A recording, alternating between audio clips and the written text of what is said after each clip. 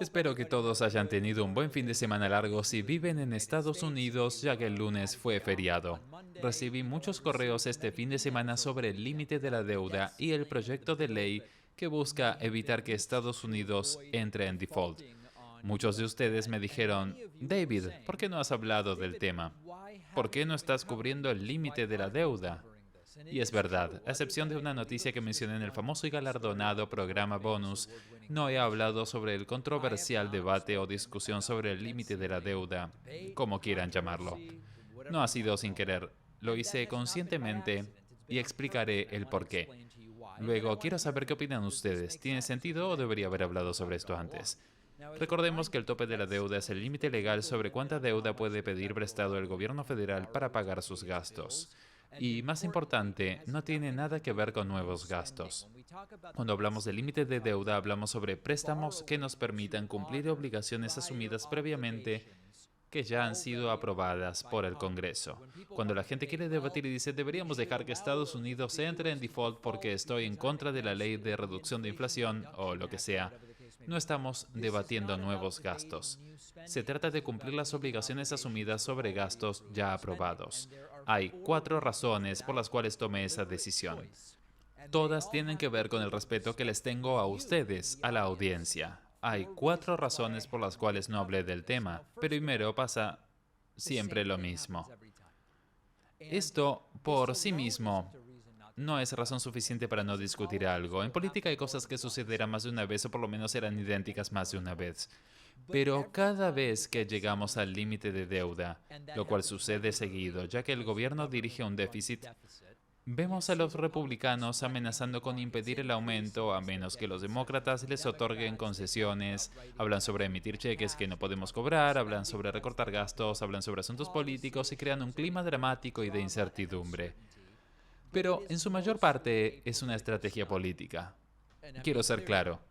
Desde el punto de vista de los republicanos que hablan sobre entrar en default, los republicanos saben que Estados Unidos en realidad no puede permitirse entrar en default con su deuda porque sería catastrófico tanto para la economía estadounidense como para la reputación de los republicanos.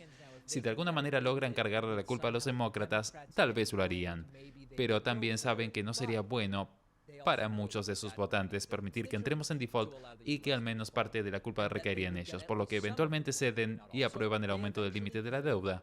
A veces esto sucede a último momento luego de una extensión temporal.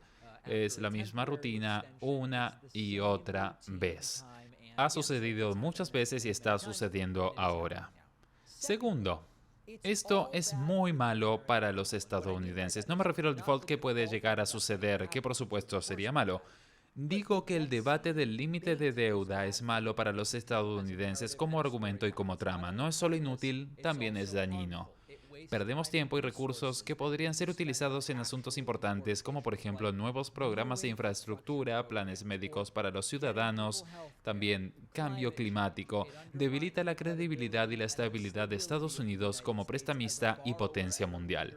Cuanto más publicitemos este absurdo, anticuado y retrógrado sistema que nos llevó a debatir sobre el límite de deuda, en primer lugar, más tontos nos vemos a nivel mundial.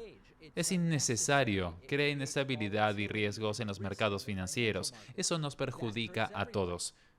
Incluso perjudica a quienes no forman parte del mercado, como a los simples consumidores. Aumenta el riesgo de préstamos del gobierno, lo que nos hace acumular más deuda a largo plazo. De acuerdo con datos estimativos, la crisis por el límite de deuda de 2011 y 2013 aumentó las tasas de intereses entre 1,5 y 2 puntos, por lo que hizo que los contribuyentes pierdan miles de millones de dólares, por lo que no quiero ser parte de este proceso que empeora la situación. Número 3. Siempre terminan llegando a un acuerdo. A pesar del drama, el escándalo y los riesgos calculados de todo el asunto, ambos partidos son conscientes de que tarde o temprano deberán aumentar el límite de deuda. Lo que intentan hacer mientras tanto es conseguir atención, de lo cual hablaré en un momento, o concesiones que pueden o no tener sentido. No pueden permitirse dejar que Estados Unidos entre en default e incumpla sus obligaciones. Eso podría desatar una crisis financiera o una posible recesión. Después de todo, tampoco quieren enfrentarse a las consecuencias que vendrán del electorado y de los comercios, quienes sufrirán en caso de default. Entonces realizan un acuerdo que involucra algunas concesiones y compromisos mínimos. Estas concesiones y compromisos no son lo suficientemente importantes para decir resultó ser positivo que se resistan. Básicamente no cambia absolutamente nada sobre nuestra situación fiscal ni sobre la situación subyacente en la que estamos.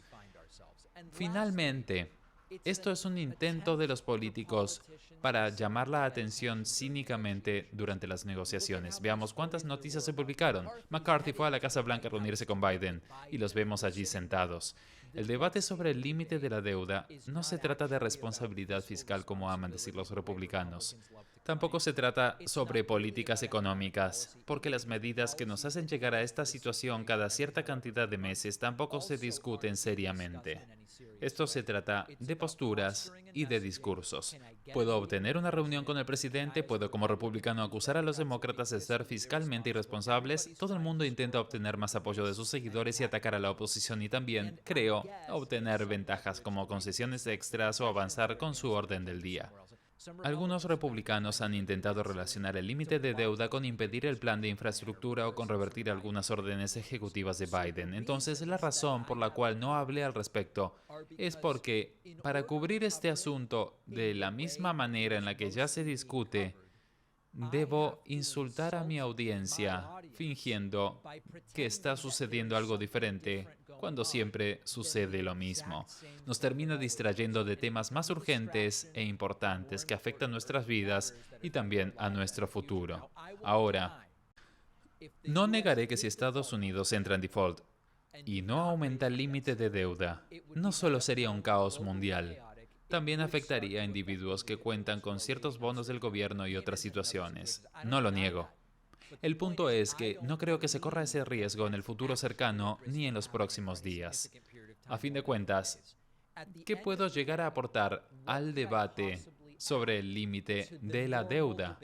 Este segmento es el verdadero análisis, que es un análisis que examina cómo se discute el límite de la deuda, cómo se muestra el debate del límite de la deuda en los medios y cómo es utilizado cínicamente por nuestros funcionarios electos. Realmente no hay nada que yo le pueda aportar a eso. Este es el verdadero análisis. ¿Están de acuerdo conmigo o no? Quiero saber qué es lo que opinan.